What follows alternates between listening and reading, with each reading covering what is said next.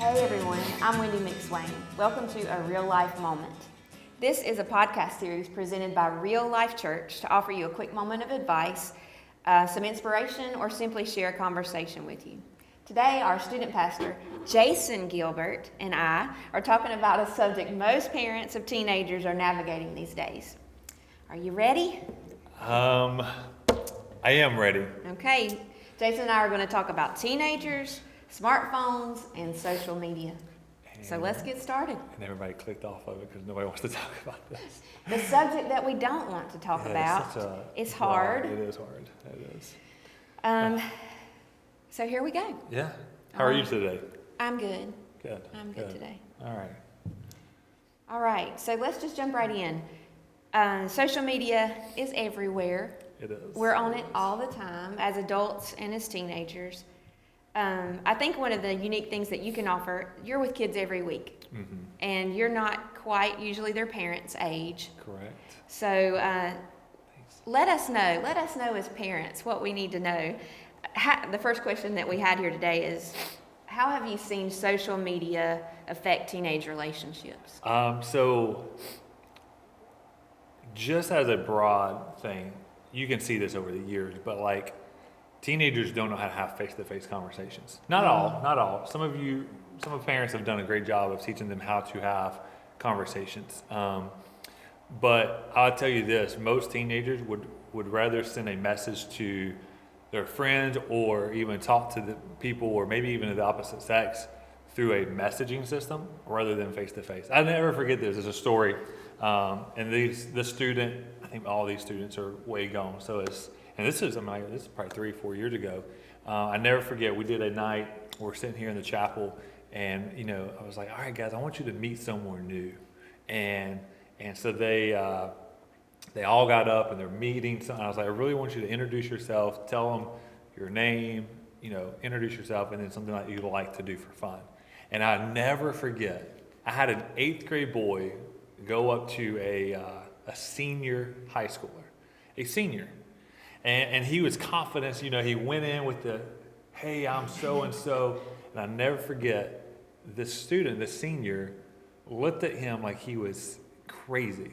And like the senior had their phone and their keys in their hands. And they were like, what do I, almost like to the point, how do I talk to you? What do I do? And like that, I've seen that. And I don't know if it's social media or the phone, but like, you can really see the social aspect.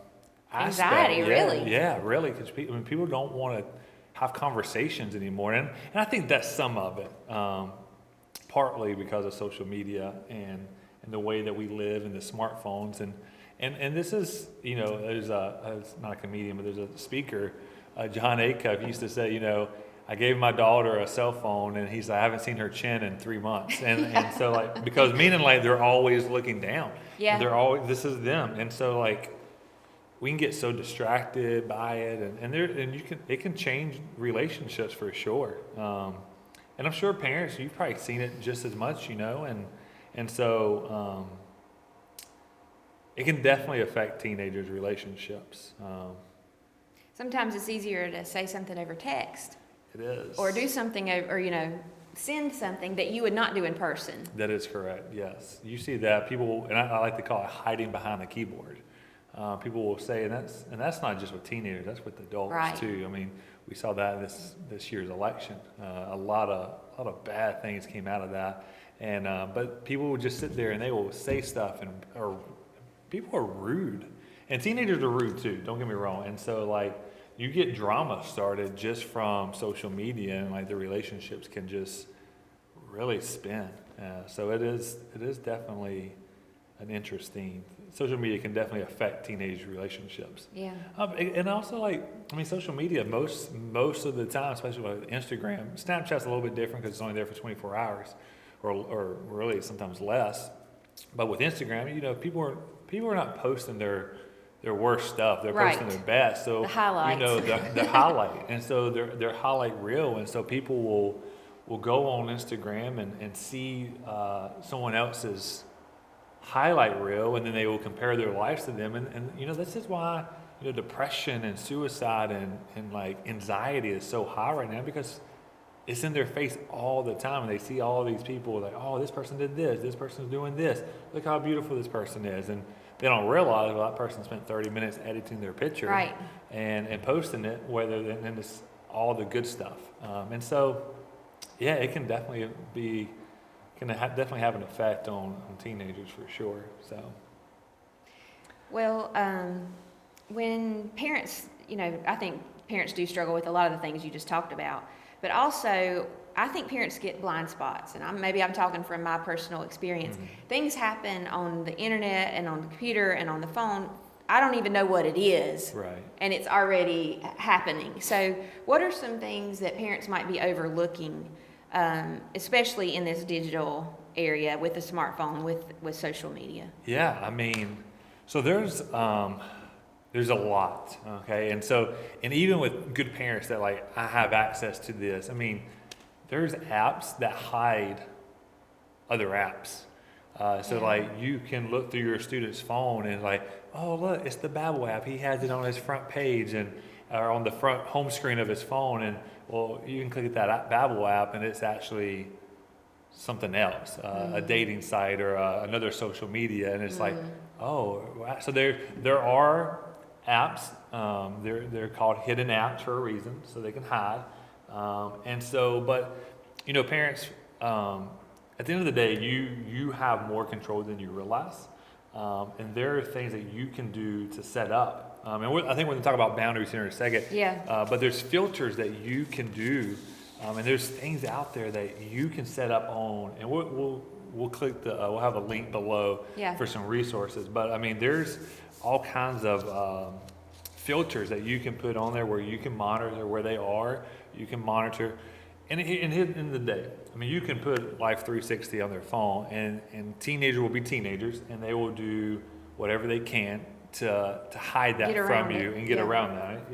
I mean, 2 years ago, I know a parent was like, oh, this student was supposed to be working, and they're out with the guy doing something crazy, and you're like, how did that happen? Well, they will have their friends set their own 360 up and just stuff like that, and so they got caught. But teenagers will be teenagers, but there are ways to control some of this stuff and monitor some of that. I know all my students are probably gonna get mad at me when I'm gonna give them all these resources, but at the end of the day, like parents, you need to be monitoring your, like, I would say that if you're not monitoring your students' content and what they're on and what they're talking about and who they're talking to, I would be more worried about that than anything. Well, and maybe that's what parents are overlooking, that you are in charge. Yeah. Maybe you need somebody to tell you, and I know some of us don't. We're not even me, but you know what your kid's doing. You're in control of that. A lot of us are so busy, and we're so busy on our own phones, and we have work, and we have all these things.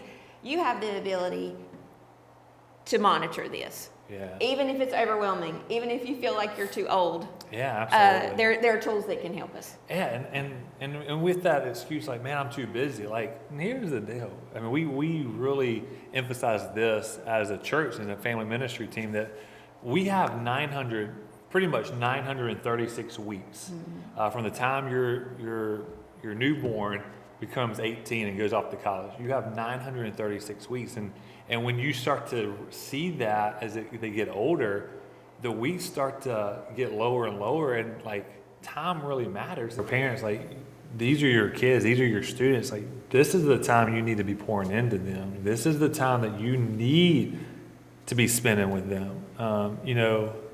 Because at the end of the time, when they go off to college, like, they start their own journey, and that's kind of when you're not as close with them, and so this is the time where you need to be helping them and monitoring them and really protecting them as much as you can. Yeah. You can't protect them from everything, but I think you can put some things into place that help train them on what's healthy. Yeah, absolutely. So that leads us right into how do we set up boundaries for our teenagers with smartphones and social media? Boundaries is always a positive thing to set up, and the same thing we talked about in topic 2 of overlooking, but having things set up on their phone where, as parents, you can monitor that. I mean, there's all kinds of filters where, there's web content filter, there's screen time monitoring, app blocking, location tracking, chat monitoring, there's all these different things to do. And I think as a family, you need to set up boundaries. And, I know life can get busy and not every night you can sit at a dinner table and have a meal together. But, when you are together as a family, whether that's, if it's a single mom and their kids, that's the family. If it's, everybody's there, making sure don't pull out your phone while you're at dinner, spend that time together, setting up those boundaries, when you go to restaurants as a family and out to eat, standing up so you're not constantly being distracted by this. And because you miss out on conversation, you miss out on really trying to invest in your student. And here's the thing, as parents, we can get sucked into these just as much as the teenagers can. And so really having you told us some boundaries you've had to set for yourself. Oh yeah, absolutely. And so for myself, it was kind of during the quarantine kind of time, but I really kind of got into a point where Apple phone does a thing called screen time, where it can show you how long you've been on your phone, where you can, how many times you picked it up, how many notifications you got, and how many hours you spend a day on your phone. And I was looking. It can be shocking. It's very shocking. And so I got to a point where I was like, wow, this is nuts. And so, for me, it was very easy for me to lay down in bed at night and just kind of start scrolling. And before you know it, an hour and a half is going by, and you're like, oh, it's 1 a.m. Why am I still doing awake? And so for me, and you can set this up on your phone, and this is the positive thing they've done, but having the boundary set a screen time or downtime is what they call it. Yeah, downtime. And so for me, 11 o'clock, all my apps shut down. Every single one of them, except for text messaging and phone calls, just so in case for emergencies. But so I don't have access. Now, granted, you can go around it, but for the most part, it keeps you mindful. Yeah, absolutely. And so for me, 11 o'clock at night, it's cut off. It's downtime. So if we're getting ready for bed, I'm not over there scrolling or anything like that. And then I don't have it turned on till 9. Other people have it turned on early, but for me, 9 a.m. is a good time for me because one, I want to start my morning, the right way. I don't want to wake up and check my phone, be so eager to check it, which 72% of every student in the world, when they wake up, I don't know if it's world or America, but 72% of every teenager, when they wake up, they check their phone. First thing they do. It's the first thing they do is they reach over and check their phone. And so, for me, is I might check messages in case I have something going on at work or something. But for me, I want to wake up. I want to spend time with God. I want to be in His Word. I want to do some studying, some reading time. Now, granted, being here at the church is kind of part of my job. And so reading and studying is that. But it sets it up where I'm not looking at my phone till 9 a.m. 9 a.m. Mm-hmm. Because even before, while studying, I can get a text or a notification. Turn your notifications off. All my notifications are turned off except for my text messaging and phone. Mm-hmm. So if someone messages me on Instagram or leaves a comment or likes, I don't get that notification. I don't want that notification. Right. It's an interruption. It's an interruption because if you do that, you'll just be constantly. Do you have an Apple Watch? I do. I'm not going to make fun of you. But well, I have to take it off sometimes. On the weekend, I'll just leave it. Yeah, because it's hard. I have friends that that have an Apple Watch, and you see them, and this is what they do. We're in a deep conversation, right. And they do, and they're checking because it's vibrating and it's going off, and it's just notifications. So turn your notifications off. That's a boundary that you can have where that. Parents, teenagers are about to hate me for this. Why do they need their phones at night? If they're supposed to be sleeping, why do they need their phones? And so I would recommend, parents setting up a boundary where they don't have their phones in their rooms. Yeah.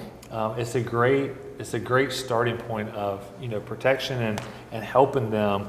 I would probably say 98 to 99% of most teenage boys has looked at pornography at some point. And I would say probably 80% of them is owned by their phone.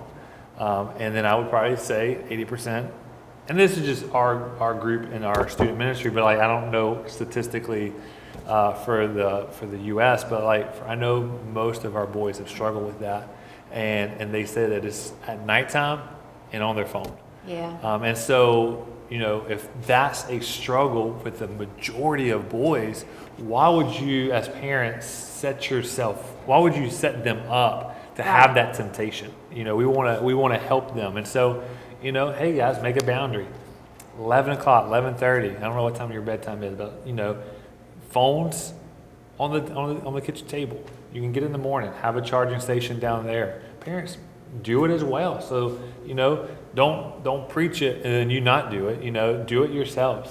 Parents, same thing. Also, not just for protection of that, but just rest in general. If they get notifications in the middle of the night, they're going to be reaching over, waking up, and that's not healthy for them. And so, setting up boundaries to when they can and can't have their phone, and setting up the downtime, great boundaries for what teenagers. What about ages for apps? Yeah. For social media, Apps. even to have a phone at all? Growing up, we didn't have apps, and we just had a phone the flip phone was the coolest thing. And then we had a camera. I think it was one of the first camera phones, and you could control the camera on the side of it, and you could do it. The first selfie phone. It was the coolest thing. That was one of my first phones. And but we didn't have all that stuff. We just called and texted. So I didn't get a phone until I was 16. And I know that's a different time and different stage. But if you asked Jake to go dig a hole, what would you give him? Probably a shovel. So you wouldn't give him a backhoe or a bulldozer to dig a hole? No, I would not. No, you wouldn't, because that's too much power for him just to dig a hole, right? Yeah. And so the same thing with phones, parents. There's so much information. There's so much danger and good. There's good and bad in phones and stuff. But why would we give a third grader, a fourth, fifth grader, a device that they have access to everything? Start them off. As Spider-Man with Tobey Maguire back in the day used to say, I think it was his uncle, with great power comes great responsibility. And so when you give your student or kid a phone, that's power. And so they have to have responsibility. And so I would, this is just my opinion, but starting them young, give them a dumb phone, or they have this new phone called the Light, L-I-G-H-T, and it's mainly just for texting and phone calls. I think they have maps on it. Don't quote me on that. But I've got quite a few friends that have actually got that. So it's not, you got a dumb flip phone, but it's a cool phone. It looks cool, and it's easy to use. You can still text, you still get emojis and stuff like that. But they use it because they were so heavily involved, or they were so overwhelmed with their smartphone that they needed a break. And so they've created this phone, so it is simple. It is, and so parents, you start them off with that. Same thing with social media. Why would you give them access to all of these social media apps? Also, the age. Ooh, social media apps start at 13. That they don't. I feel like the government really don't care about kids, and so if they put that age limit at that point at that age, so for a reason. Also, parents, if you allowed them to lie about their age, what are you teaching them? Are you teaching them to lie? And so, I don't know. That's on you. That's between you and God. But I just wouldn't allow that. And even at age 13, if they do get a social media, allow them to get one app. And parents, share that with them. Don't be on that. Instagram, I have access to Madison's Instagram account from my phone, and she has access to mine. We can see what each other says, what each other posts, all of that. And so, parents, take advantage of that. And so that's just us. I mean, we're probably weird, but I mean, I like to know what she's doing. I like to know who Right. she's talking to, and I trust her. And it's not a trust issue. It's just holding each other accountable. And so the same thing. But yeah, setting up those boundaries. We're going to link a lot of resources.